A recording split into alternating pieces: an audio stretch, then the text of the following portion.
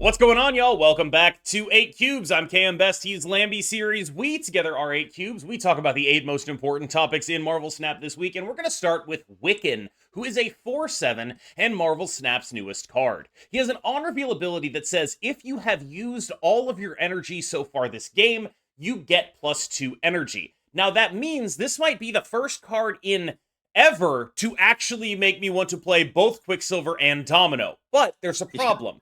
When you play Quicksilver and Domino, you then become less likely to actually draw Wiccan by turn 4. So what is this card actually going to be? Do you have any thoughts on that, Lamby? Okay, so when I first saw this card, right, my first thoughts was like, you can play the other deck, the 7/7 that gives you a +1 energy from the start of the game, Arishem. Yeah, I Yeah, it was sounds thinking like a like, pretty good why card.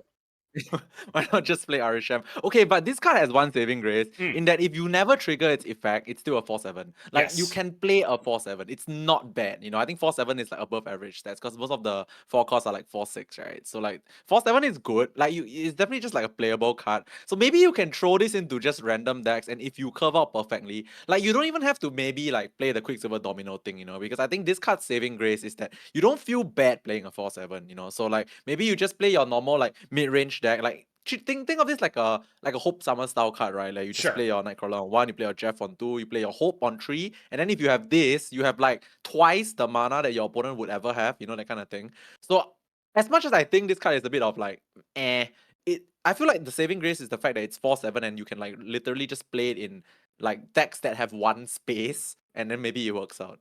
And that curves, of course. Yeah, like I can see this showing up in a generic mid-range deck that's just free rolling, right? The issue Yes. is there aren't too many of those that have the one drop density that you would need to feel confident in playing this card reasonably, because it's like, okay, the best mid-range decks are Thena decks, right? Yeah. Thena decks don't really have a lot of like, oh my god, I need to ramp this out stuff. And you're really only playing Kitty Pride and maybe Nightcrawler. And while I do think Mm-hmm. Kitty Pride is a really good way to make sure that you're, using all your energy, you have the new Hawkeye Kate Bishop, who will also help you make sure Oh that you're using yeah. all your That's energy. true. That's There's true. stuff, there's tools for a deck like this that just wants to free roll it. It's just, I don't know what shape it actually takes that is able to compete with the rest of what it's like. If you're free rolling it, is it worth it, basically? What is your advantage that you're gaining enough when you aren't deck building for this card? Because if you are deck building for this card, then when you don't get it, it's your deck is bad.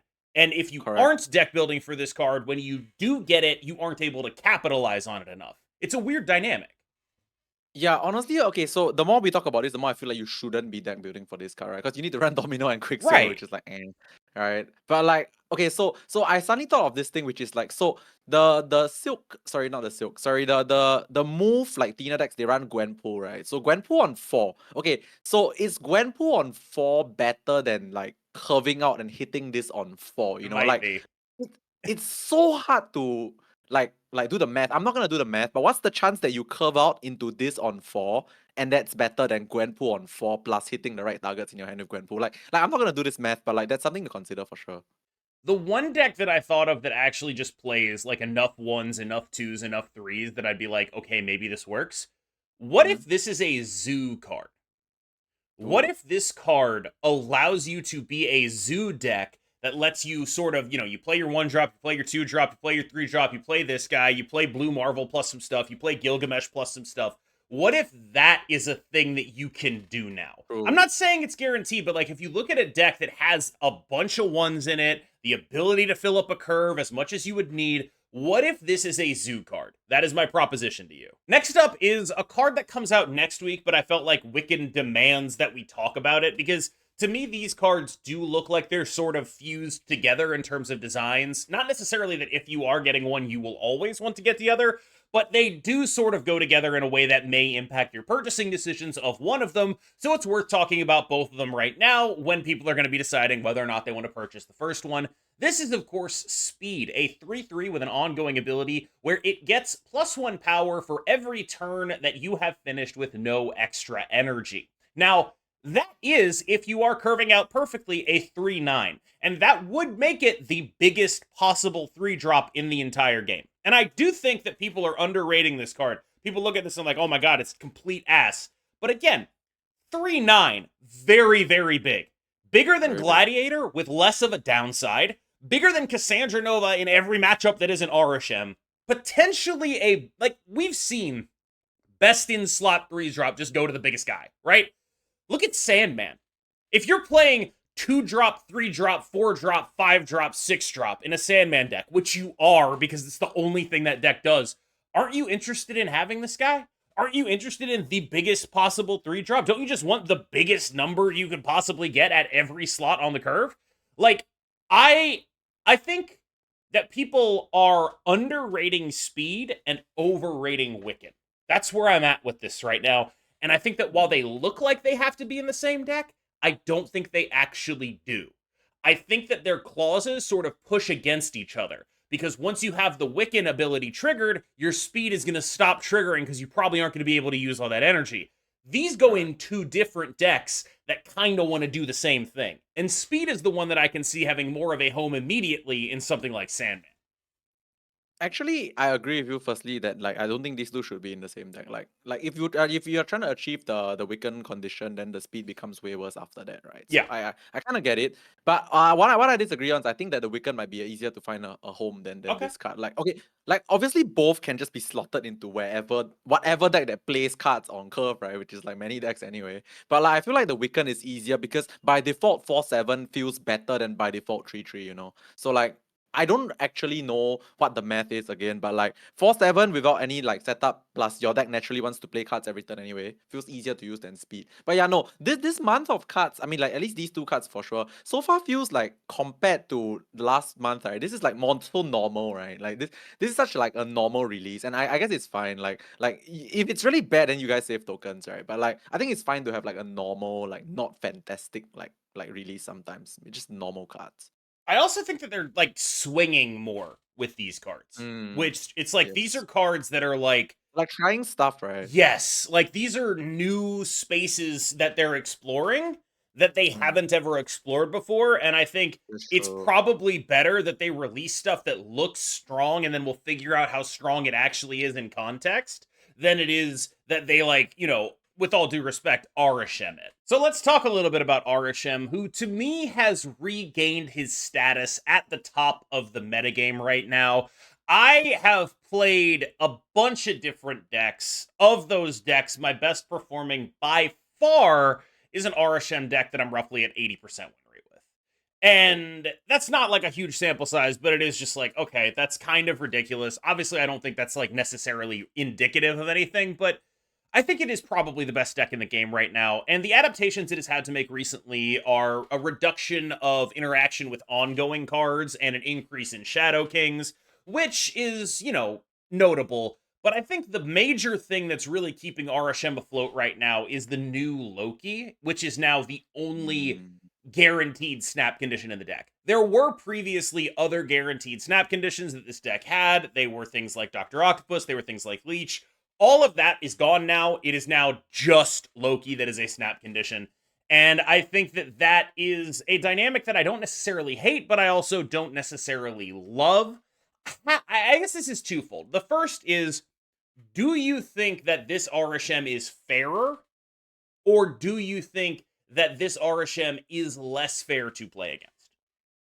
I would say this Arishem is less deterministic. I like to use this word when we talk about this kind of stuff right now because after you mention like people like deterministic win conditions, I start to like see the game in a like this direction as well, and I agree with you. I think this Loki is less deterministic in a sense that like you don't get like the full set of new cards in your hand and then you decide from there, right? You actually have to draw them and piece them together one by one and Yeah. one by one. So I feel like this is it's a more difficult Arishem to piece together a win. Sorry, it's a more difficult Loki to piece together a win with, which is why in Arishem it's fine because like the rest of your deck is completely random anyway, right? Make it a bit less random by curating it with your opponent's deck. Yeah, so okay, but on another note, I also do think that like Coulson is also a snap condition with this deck. Just Ooh, because still? yes, just because you are playing theoretically bigger cards ahead of curve. Like I've always been doing, I've been very aggressive with my Arishem gameplay simply because like if I have perfect curve, aka Wiccan or whatever, like if I have perfect curve, I'll just snap because like on average my perfect curve is bigger than your perfect curve, on average. So like that's what I've been doing, and so far so good. But yeah, I would say that like with the Arishem deck right now, like with less focus on like power cards, right? Less Octopus, Yeah. Leech, or like maybe even the blob's a bit smaller and stuff like that. Like Yep. that, you really need to play the style of Arishem that I'm very used to, which is you look at what you get from your random nonsense, then you should Yeah. start to piece together some win conditions, which also means that it's easier to sort of counter because there's like no deterministic there's no like actual like 100% win condition in the Arishem deck that used to. Even in the past with like Blob Mystique, right? That was like the win condition, right? Now you don't actually know what's in your deck until you see the draws. And you Yeah. actually need those to win for sure. So it's very interesting right now, and I do enjoy this a bit more because I like to play with the random cards, but I think it's a bit more difficult of a deck to play, which is fine, right? Because if it's gonna be a good deck, it being a bit more difficult is fine. It's like perfectly fine. You're not supposed to have free rolling every single time, right? I think that this iteration of Arishem is the closest it's been to being a fair deck that it's ever had. Yes. And the only thing that's keeping it from being a truly fair and balanced deck is Loki, I think. They have done That's so true. much to everything else in the deck that, like, right now, the only thing keeping it in this might be busted status is just playing Loki on turn 2. That's actually just literally it. Because you play a Loki on turn 2, you get basically a full game's worth of draws with that extra energy, with a deck that does not have the Arishem downside, and you get the energy discount off the Loki and the energy boost from Arishem. You are massively advantaged in almost every scenario, right? Now, everything else this deck does is just, I really hope I draw enough of the cards I actually put in my deck. Like, True. and I really hope I don't get Cassandra Nova to the end of the earth, right? There's a lot. Yeah. The other thing about Loki that I wanted to point out in Arishem is it mitigates the greatest weakness of the deck, which is Cassandra Nova. I think that's really bad. So I think that right now Loki is playing both offense and defense. It is your most broken draw that also helps you beat what your opponent is trying to do to beat you. And that, for that reason, I think that I would be interested in discussing Loki nerfs in the upcoming OTA. Although personally, I mean, he's in the caches, right? Like, come on, they can't be that stupid. Like, I want to add one point to what you said, and it's kind of cool, right? Like what Loki is to Arishem right now, vs Cassandra Nova is like playing Mockingbird on curve when they play Mobius in the past, right? It's like the same thing. Yeah. It's like you get rid of the biggest, you get out the card that gets rid of your biggest problem, like before on the same turn that they play the thing. So like it's kind of cool that like Loki does that for Arishem as well. Also like Lokiing on turn 2 in the Arishem deck, you kind of just because it's turn 2, right? You kind of, even if you play it against like wombo combo decks, you actually get more mana and so many draws that you actually can play a combo deck well. Like Lokiing on turn 2 versus something like Tribunal now in Arishem, I feel kind of good actually because you have so much time to actually draw the Tribunal combo, and you have more energy as well. So next up is Sandman, who there are so many forms of this deck right now. I personally think that the Patriot Sandman build is the one that's going to put the most points of power on the board, but I have run into everything with Sandman, and the cool thing about Sandman is the more surprising the Sandman is, the better he is. So I've run into an Angela Athena Kitty deck playing Sandman. I've run into a Zoo deck playing Sandman. I've played Marvel Boy Sandman. I've played Sandman that just plays a bunch of good cards. Anything you can do to disguise the fact that you're a Sandman deck is what you want to do. And I think that that is a really powerful and notable way that deck building goes, because there's a limit to that, right? You don't want to go so far out of your way that your deck is bad because of the choices you've made. But if you're willing to keep it in such, any deck that really plays to the board and gets ahead can be a Sandman deck now. That's the world we live in. It's kind of horrifying. Yeah, I wanna say that, like, firstly, I find it very funny that there's a Kitty Pride deck that plays Sandman. It feels like that I Kitty didn't Pride find it person, funny when I lost those 2 cubes. it found like they really hurt, like someone really hurt their pride by Sandmaning them, so they just had to play like Sandman in the Kitty deck. It's kind of funny. But like anyway, yeah, so I've always loved Sandman, like even in the old version where it was just Sandman Ramp in the past, right? The ongoing Sandman. Now it's like the new on review Sandman. I actually prefer this more because I feel like on review Sandman you can play it in more decks, like you don't have to just like strictly play in ramp or like get it out early. You don't actually want to get it out early. You want to get it out right before the final turn only, right? So you just isolate the gameplay. Yeah, and then that opens up a lot of things for you right now. Like I also think that Ultron Patriot Sandman is the best one because you're just one Ultron is like so much stats. We'll talk about that later. Yeah. But like being able to play like okay, we talked about this a lot of times in like the previous videos as well, which is Sandman doesn't feel so bad to play against, right? For a 5, like it's not Octopus, Yeah. it's not the old Leech. It feels like sort of You know, because every deck has like sort of a big card in their deck anyway. A big card in their deck anyway. So like if you really get Sandman, you have an option to play a big card and still win. But of course, if your opponent's the one playing the Sandman, so they probably like are gonna dictate the tempo, like dictate like what's gonna happen on the final turn. But like at least if you get Sandman, you know that your deck has like one big thing you can still play that may win the game. So it's not like horrible to play against Sandman, you know, as like compared to like Octopus in the past. Next up, I wanted to talk a little bit about patch wish lists, and I personally think it's time they start addressing Arishem. I get it. Yeah. We could do something else to Loki. I don't want them to do that. I've actually been seeing people cook with Loki outside of Arishem. I think it's an interesting card. I'm interested to see what people do with it. I want to see them addressing Arishem. I would like them to add cards to however many he shuffles in. I would like it to be a reasonable number of cards, maybe 3, maybe 6. We'll see. And I think that's where I want to start with this patch. Another thing I wanted to bring up is I want to see them buffing old cards, and we'll get to this because they buffed Ultron and Claw, and those are very playable cards right now. Yeah. There are a lot of Ultron Claw decks. They can do things that aren't even that meaningful, right? Like, for example, I don't see why Typhoid Mary can't be a 4/12. There's no reason for that. Why can't Red Skull go back to 16 power? There's no reason for that either. Shadow King is a much better card than he used to be. I think that they should look at those cards and then start making them stronger. Here's the issue. I just suggested they add more random cards to Arishem, and now I'm suggesting that they buff a bunch of random cards. Maybe that balances out. I don't really know, but those are the things I want. I want them to do a little damage to Arishem. I want them to make some older cards a little bit better and give people just some tools. Maybe it won't be amazing, but maybe just some tools that people can use, right? It's not like Miles Morales going to 6 power was amazing or anything like that, but I certainly saw more Miles Morales, right? There were more people actually playing that. You know, it's not the greatest card of all time, but it was a little bit better. Another card I'd really like to see a buff to, and this one's going to be controversial. I think they should bring Arrow back to her release stats and her release ability. Her release stats, 5/6. Her release ability moved every card played on the final turn of the game. I think we have so many ways to counterplay that now, and I personally think that in a metagame filled with decks that are filling up boards to an extreme amount, I think that's actually just a fine card to have in the game. So those are my proposals. That's my wish list. Where are you at in terms of things you want out of this game? Yeah, the arrow one is kind of interesting. Like you can see the arrow being put in that Sandman deck as well, right? So like you can set up like a 1-2 punch kind of thing. It's kind of interesting.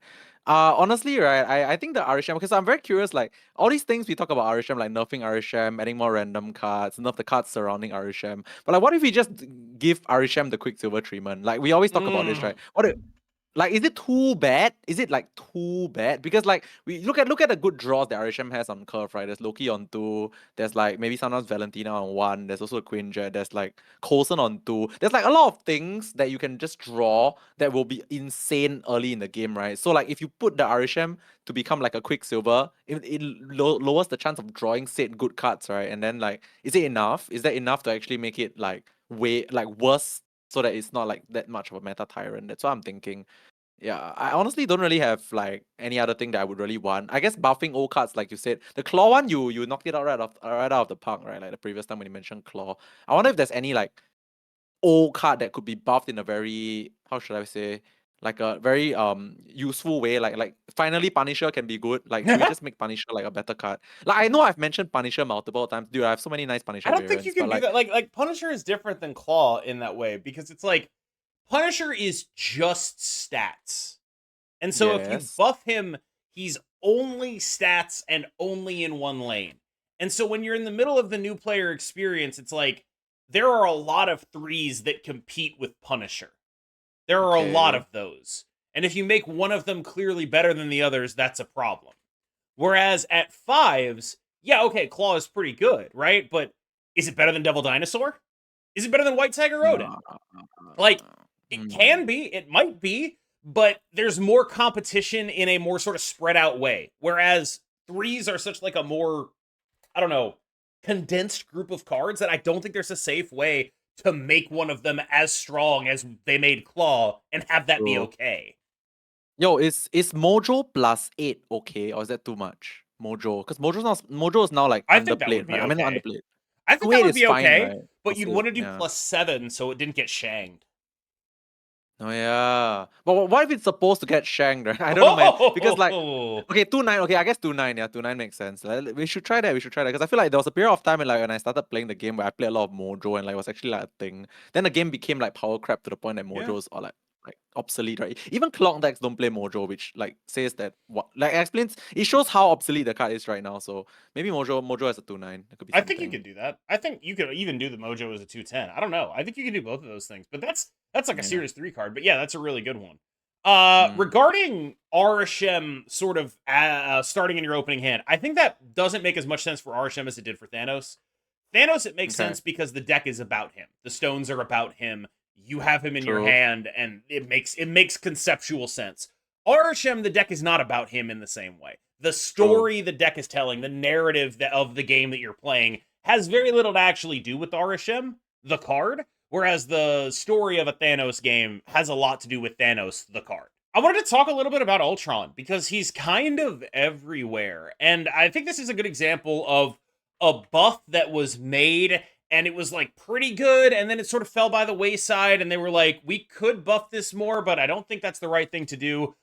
And it just ends up being a very powerful card in a metagame that is totally different to the one it was buffed in. And I think that's the kind of magical thing about when you improve like those older cards. Sometimes they just show up and do what they need to do. And Ultron Patriot is back. It is no longer a Pixie Mobius deck. It is now a Sandman deck. But Ultron is showing up outside of Patriot too.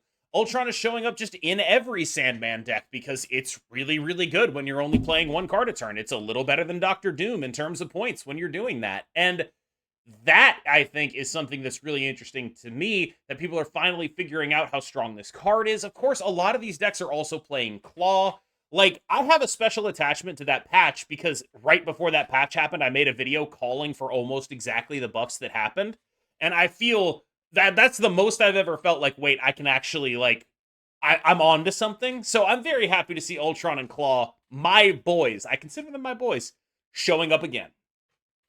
Yeah, Ultron has been one of my favorite cards since its release. Like, since I've started playing the game, and like, because honestly, I feel like his effect is okay at 1-1 when he was a 1-1 before the buffs to like two power. It's like you never play the card outside of Patriot, right? Like never ever. But now when the bots actually have 2 power, it's kind of interesting because like you don't really need synergy, you know. Like the only synergy you need is the fact that like you play Sandman. Like you don't need like ongoing synergy. You don't need buff synergy. It's just like a 620. So I feel like Yep. being able to play Ultron right now, like Ultron is like arguably the biggest six. Okay, blob subjectively, but it's arguably the biggest six right now, right? Because if you think about it, like there's no real deck other than Clock that literally fills every space. Okay, maybe Zoo, which also plays Ultron. So like sometimes, so like I think Ultron is just like the most stats right now in general, like in a vacuum. What do you think? I think he's usually in like a Sandman deck. He tends to be like a 618 with a Patriot. He Yeah. tends to be a lot bigger. Yeah, he's just great stats. And I think the other thing I wanted to bring up is one of the cool things about Sandman decks is they basically have like 4 different cards they can End choose games. from at the end Mhm. game for their 2 slots, right? And you have some reasonable reads based on the other cards they play, right? Like if someone's playing Patriot, you can be pretty sure you're looking at like Doom Ultron. If someone's Mhm. playing Red Hulk, you're probably going to see it during the course of the game. If someone's Yep. playing Leader, they're probably going to blow you out with it for sure. Like, those tend to be like the 4 things that these decks can move in and out of those spots. And I think it's just cool to think of a deck that is sort of just is the game theory optimal thing to do. Just like pick a random 6 drop every game, swap it out for one of the other ones, and then no one knows what you're going to be playing. Like, if you're in a tournament and they allowed you to do that, you would definitely do that, right? You would Yes, keep that you would 100%. keep that sort of element of surprise available to you because knowing what your opponent is going to be doing on turn 6 is really powerful and not knowing what's going to be done to you is really bad. So what's the six that is like okay, because like Ultron wins in one specific way, right? And then the other six has to win in another specific way. So your opponent doesn't Yes. know which to pick, right? So which is the one that is it like just something very tall, It's like Red Hulk Blob usually. or It's like like Ultron Red Red Hulk, right? Hulk. Because Yeah, it's it's like very tall. Ultron Red Hulk is a pairing that you see a lot. Leader Doom you see a lot as a pairing. But like the Mm, roles tend to be the same. One of them is winning one way by going wide and the other one is winning by going tall, right? And mm-hmm. that seems to be how these decks are spreading themselves out and finding their identities. Someone asked me recently, KM, is there an archetype you actually hate? Like you really truly dislike? And at the time I was like, no, not really. Like decks are decks. I'm not going to get mad at anyone for playing a deck, but I will tell you, there is a deck that makes me roll my eyes, and it is Clog. All Clog decks just kind of make me roll my eyes because it's just a deck built around preventing you from playing the game that has very specific answers, like if you are going to be able to blow their stuff up, if you happen to be running a Nihilist, if you happen to be running Cersei, if you happen to be running Beast. It asks a lot of you mentally in terms of guessing where their Clog is going. It's a lot of reads that you have to make. Titania's stuff is very annoying. I have come to the conclusion that I do not like Clog. And I wanted to sort of, raise that to you. Is there an archetype that you just don't like playing against? Okay, I'll answer that after I mentioned this thing, because my answer to this clock thing is super funny. I actually enjoy it. One thing I've enjoyed doing, and I didn't realize I enjoyed it until we talk about this topic, is I enjoy playing against clock. Like Ugh. for one for one specific reason, I enjoy the satisfaction of clogging myself when I know they are going to clog me. Like, sometimes they do that Yes, goblin I know titania thing exactly or what the you're talking hobgoblin thing. about. Like when you make that read whereby, okay, I know the goblin's coming here, right now, and then you just fill your own board and they get stuck. That feeling feels so good. So like this is something that I didn't realize that I really like until we started talking on this topic, because I feel like that's something that I actively look forward to trying to beat my opponent at. It's quite fulfilling. But yeah, if you talk about a specific deck that I don't like to play against, I guess because I was this now no, but because like in the past I was this very big like Loki enjoyer, right? And then there was a Sure. period that people were always playing Cerebro 3 into Loki. I was very annoyed at that one because like I had to play around every damn thing, because like Cerebro 3 is literally the deck of tech cards and then you play a Cerebro. So like I think having to play around a lot of things in one deck annoys me a little bit. I mean, Sarah to a certain extent as well, right? So I guess it's mainly just like decks that I need to like play around like 5 different things at any one point in time. Yeah, I don't really like playing against those kind of things. I'm going to get on my soapbox for this last one, okay? Here we go. I saw a comment under one of my videos, and this is a comment that I receive fairly regularly, which is I posted a video with a deck involving Ajax, and someone is like, of course this deck involves Ajax. Why does every deck, as soon as Ajax leave the spotlight caches, involves Ajax? Several crying emojis. Cry, laugh, cry, laugh, cry, laugh. I'm laughing so hard. I hate getting comments like that because, first of all, specifically about Ajax, it's a ridiculous thing to comment to me when I am someone who from day one said Ajax was good and told you why he was good, and now you're like, why didn't you tell me to get him? I did. The second thing is that I really don't like, and I want to speak on this a little bit, when people make the Marvel Snap economy my problem. Like, I am not responsible for your purchasing choices. It is not my job to tailor what decks I play to your experience. And it really bothers me when people talk to me like I'm working at a Jimmy John's and I messed up their order because they don't have the cards for me to play the deck that I'm playing. What's a Jimmy John's? Is that like It's a McDonald's? sandwich place. It's like a Okay, Subway. we don't have that. Yeah. Anyway, It's like a carry on. Subway, but like all the walls are covered in like capitalist like celebration Okay, posters where it's like if you have okay, time to okay, lean, you have time to clean. Very weird vibes. okay. The the point I was trying to make here is basically I am continually frustrated by the lack of ability for me as a Marvel Snap content creator to make Marvel Snap budget content. Because what Marvel Snap has done so successfully is individualize the progression of everything in the game such that every person has a different definition of what budget is. If I make a budget deck and you are collection level 1,000, you might be like, I can't play that, you jackass, why'd you call this budget? And you're like collection level 5,000, you're like, I can't play that, you jackass, because I didn't get Nocturne, why'd you call this budget? She hasn't been back in the spotlight caches forever, right? And so this is like half rant at the people who make it my problem, and also half rant at the system that makes it my problem. Because I want to help you guys, I really do, but I am unable to be a consultant for each and every one of you. There are, I don't know, 20,000 people who subscribe to my YouTube channel. I would love to be able to help all of you. I don't have that kind of time. Like, I can't Yeah. make something for each and every one of you. I cannot do that. And it's not your fault or my fault. It's the system's fault because budget isn't real in Marvel Snap. And that sucks. For the record, they need to do more. Like they've given Marvel Boy and Gilgamesh to Zoo. They need to do that for Destroy and Discard so badly. That's true. Like, I want to be able to do stuff like that, but I'm not gonna play a bad deck and then tell you it's a good deck. I don't have that in me. I don't have that in me to be like, I'm gonna play this bad deck and tell you it's good so that you can feel better about the economy of this game. You don't have to feel good about the economy of this game. I'm not the biggest fan of it either. But we have to live in reality about it. And it sucks that this system puts that feeling onto you where you feel like you're missing out on something because you didn't buy a card. It sucks that they're using FOMO in this way. It sucks and I don't like it. And I guess I just kind of wanted to yell about that for 5 minutes. That's kind of where I was going with that.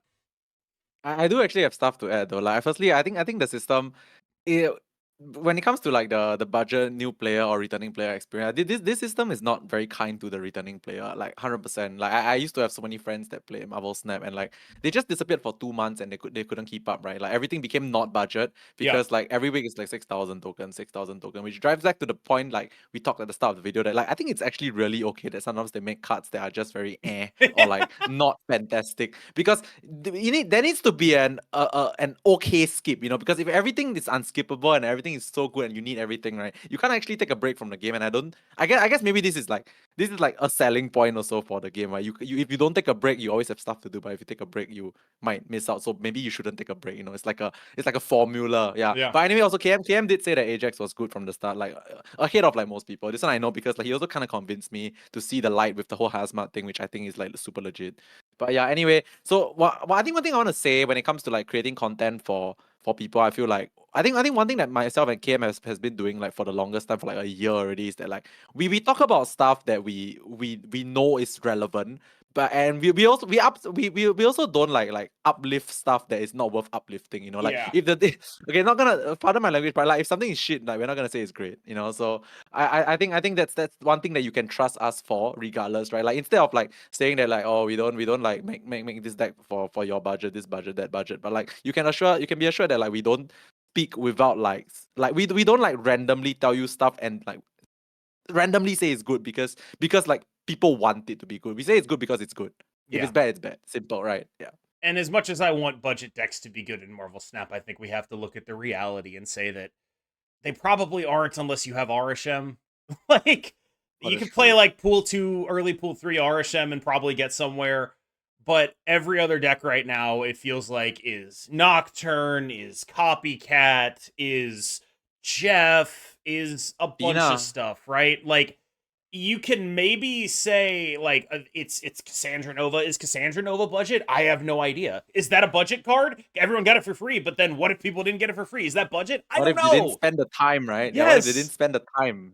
Like, it sucks. And I am about as frustrated as you guys are with it, but I just wanted to sort of let you know where my head was at on this, because it's a comment I get a lot where it's like, I can't play this deck, and it's like, I don't know what to do for you, because to me, my job is to cover the decks that I think are the best ones. And if you can't play that, then I'm not sure how to help you, because like I can do budget replacements some of the time, but sometimes you just can't replace it, right? Like I had someone who commented on like an Ajax deck that I was playing. It's like, I opened this video and I saw Ajax and I couldn't replace it, and they didn't talk about any replacements. And it's like, yeah, it's because you can't replace Ajax in the Ajax deck. You can't do that. And I like, yeah, this economy, it sucks. It's bad. Yeah.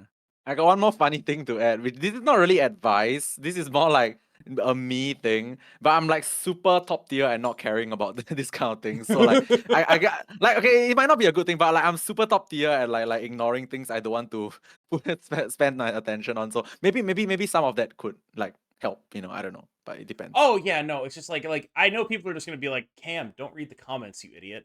But it's like, look, those are I mean, if people. it's in your face, it's hard. Yeah. No, it's not even that. It's like, those are human beings who are trying to communicate something to me. And fair point. I want to respect that as much as I can. Because like whether or not they're doing it in like sort of a dunking on me way, as like implying I'm like rich and out of touch, like that's one thing, but they are trying to convey something real. And that something real is that this economy can feel really punishing. And I do think it's Yeah. worth acknowledging that like underneath the like, YouTube commenter tone, there's a real issue there. You can tell that KM is actually a very nice person. He I cares about am what you guys think. debatably. And on that bombshell, it's time to end. I've been KM Best. We went like 5 or 10 minutes over time because I wanted to yell really loud at that last section, and I am Sure. happy with it. I'm sticking with it. He's been Lamby Series. I've been KM Best. He's going to take us out right now. All right, see you guys on the next video on my channel. Like, comment, subscribe. See you guys. Bye bye.